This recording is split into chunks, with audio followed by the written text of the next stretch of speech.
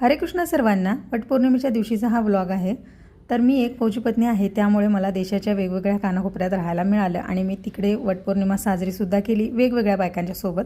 आता मी सध्या कोल्हापूरमध्ये आहे आणि इथला एक मला अनुभव आला, तो तुमच्यासोबत शेअर करते. तर बघा, आजच्या काळामध्ये लोक मी आणि माझं याच्या पलीकडे जाऊन विचार करतच नाहीत आणि पूजेच्या ठिकाणीसुद्धा असा भेदभाव करतात.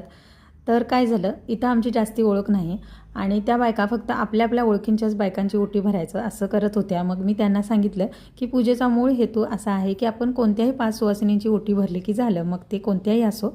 आता बघा, आम्ही कॅम्पमध्ये मराठी बायका जर नाहीच मिळाल्या तर आम्ही कोणत्याही हिंदू बाईला दुसऱ्या घेतो आणि तिची ओटी भरतो, कारण शेवटी आपला जे समर्पण आहे ते महत्त्वाचं असतं. तर तुम्हाला काय वाटतं नक्की सांगा. आल्यानंतर मी पुऱ्या बनवत होते आणि मुलांनी मला मदत केली. त्यानंतर श्री आमचा आपल्या आजीला इथं वाचून दाखवत होता. कसा वाटला ब्लॉग नक्की सांगा. भेटते पुन्हा, तोपर्यंत बाय.